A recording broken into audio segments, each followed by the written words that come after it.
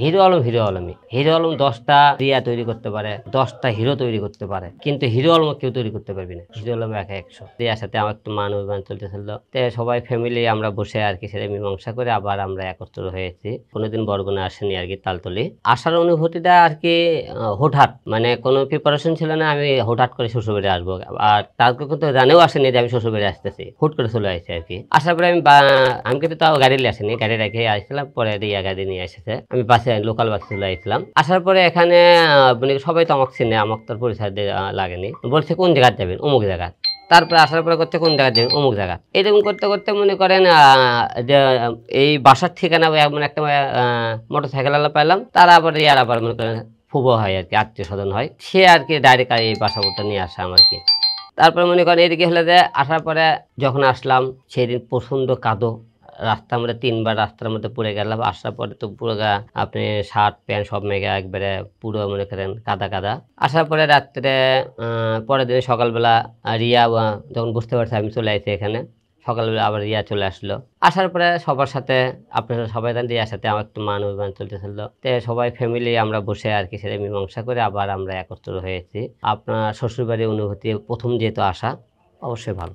আসলে আমি আর কি একটু ব্যতিক্রমভাবে চলাফেরা করতে পছন্দ করি। যেমন মনে করেন আমি চাই না যে আমার বউ অন্যজনের কাছে সে কাজ করুক। আমি হিরো আলম নাটক গান সিনেমা সবকিছু বানাতে পারি, তাহলে আমার বউ অন্যজনের কারণে কেন কাজ করবে? সে ওই কিছু হলে ক্যাসেল হলে তার সাথে কাজ করার জন্য চেষ্টা করে, এই জন্য এই বিষয়ে মাঝে মাঝে আমাকে ক্যাসেল গন্ডগোলটা একটু লেগেই থাকে। তো সেটা আমি তাকে বোঝানোর চেষ্টা করছি এরকম আর করো না, তার ফ্যামিলি থেকেও বোঝানো হয়েছে তো ভবিষ্যতে যাতে এরকম আর ঝামেলা না হয়।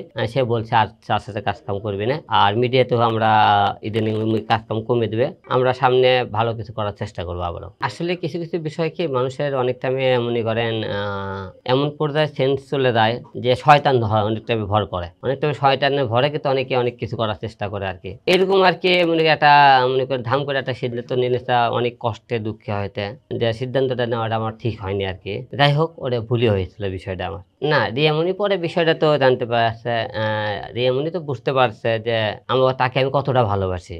সে বারবার আমার কাছে ছুটে যায় যে এত মনে করেন হলে যে সে নিজেকে আত্মহত্যা মনে করেন শেষ করে দেওয়ার চেষ্টা করে। সব মিলে সে কিন্তু বুঝতে, যখন নিজের ভুলটা বুঝতে পেরেছে তখন করতে ঠিক আছে আমরা আবার মিলিয়ে দেওয়ার চেষ্টা করছি আর আসলে ওটা আমি মানসিক একটা এমন একটা আতঙ্কের দ্বীপ বলতে মানসিক একটা টেনশনে সিদ্ধান্তটা নিয়েছিলাম যে কার জন্য কি করলাম। আজকে তারাই আমাকে রাস্তার মনে করেন টোকায় বলে, রাস্তার ছেড়ে বলে, মনে করেন তাদের জন্য কিছু করিনি, কি করলাম জীবনে, এরকম একটা মনে করেন মনের আক্ষেপ থেকে এরকম একটা সিদ্ধান্ত নিয়েছিলাম। হ্যাঁ, এটা ফেসবুকে পোস্ট করেছিলাম আমি। ভক্তরা অনেকেই এটা নিয়ে যে সিদ্ধান্তটা জন্য তারা খুবই দুঃখ প্রকাশ করেছে এবং আমার ফ্যামিলির থেকেও খুব এটা নিয়ে খুব আতঙ্কের মধ্যে ছিল।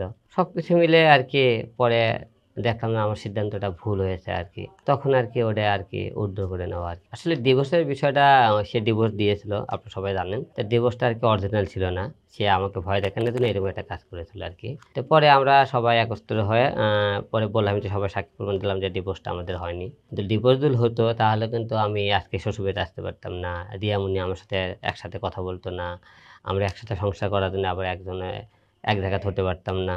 আসলে এটা আমাদের মধ্যে দুইজনের মধ্যে একটু মান অভিমান আর দুইজনেরই আমাদের একটু ভুল আছে, সিদ্ধান্তের অনেক কিছু আমরা হুটহাট যে কোনো একটা সিদ্ধান্ত নিই, এই কারণেই আর কি আমাদের অনেক কিছু। না না তার বিষয়ে আমি কি বলবো, ও সে ভাই আমি হিরো আলমের সাথে তার কোনো তুলনা হয় না। হিরো আলম 10টা মনে করেন রিয়া তৈরি করতে পারে, 10টা হিরো তৈরি করতে পারে, কিন্তু হিরো আলম কেউ তৈরি করতে পারবি না। হিরো আলম একা 100। আসলে শ্বশুরবাড়ি মধুরারি সবাই জানে, শ্বশুরবাড়িতে আসে মনে করেন পিঠে পাখান আর গোস্ত মাছ তো থাকবেই, খাওয়া সব মিলে যে যেহেতু আমি প্রথম এসেছি, আর গ্রামের তো ন্যাচারাল একটা পরিবেশ, সবসময় খাবার পাওয়া যায়, সবকিছু মিলে আর কি ভালো লেগেছে আর কি। তাদের আত্মীয়তা এবং এই তালতলি বরগুনায় এই যে মনে করেন 2 দিন ধরে ঘুরলাম, খুব ভালো লেগেছে। আজকে ডিসি পয়েন্টে গেলাম, ওখানকার পরিবেশ দেখলাম যে হিসেবে খুব ভালো, যে কুয়াকাটালা যে অনেকে যায়, যে আমরা যায় অনেকের যা দেখি বালুর একটা পরিবেশ, কিন্তু ডিসি পয়েন্টে এখানকার ন্যাচারাল সবুজ একটা পরিবেশ দেখলাম, গাছগুলো দেখলাম, এবং আমরা যে বিনোদন জগতের লোক মিডিয়া যে শুটিং করার মতো একটা জায়গা। আর এখানে সরকার যদি একটু নজর দেয় যে একটু থাকা খাওয়ার ব্যবস্থা এবং রাস্তাঘাটে চলাফেরার ব্যবস্থা একটু ভালো করে, আমার মনে হয় পর্যটন এলাকাটা খুব বাংলাদেশে খুব তাড়াতাড়ি একটা ভালো একটা নাম করবে অবস্থা না। আমি এই মুহূর্তে চলে যাবো, আমার এখন যাওয়ার কথা ছিল, খালি বিকেলবেলা দিতে পারি না, এই জন্য আজকে দেরি হয়ে গেছে। আমি এখনই আপনার সাথে কথা কওয়া শেষ হয়ে বেরিয়ে যাবো। সামনে আমার 2টা মুভি রিলিজ আছে, আমি মারা রিয়ার, আর সামনে কিছু নাটক, গান, সিনেমা কাজ চলতেছে রানিং। আর আগের থেকে একটু রিয়ামনিক মিডিয়া থেকে একটু কাজ কাম একটু কমাই দেবো, যেহেতু মনে করেন সংসারমুখী তাকে করতে হবে, কারণ তাকে কাজের মধ্যে বেশি রাখাতে সে মনে করেন এলোমেলো হয়ে আছে আর কি। অবশ্যই ভালো, যেহেতু প্রথম জামাই এসেছে তাদের বাসায়, আর তাদের জামাই তো একদম নর্মাল কোনো ব্যক্তি না, তাদের আমার একটা বংশের গর্ব, এটা যে হিরো আলম তাদের বংশের জামাই, সেই হিসেবে অবশ্যই তাদের অনুভূতি খুব ভালো এবং তাদের ভালোবাসাও খুব ভালো। আসলে আলোচনা তাকে নিয়ে হয় যে আলোচনা হওয়ার যোগ্য, আর সমালোচনা তাকে নিয়ে হয় যে সমালোচনা হওয়ার যোগ্য।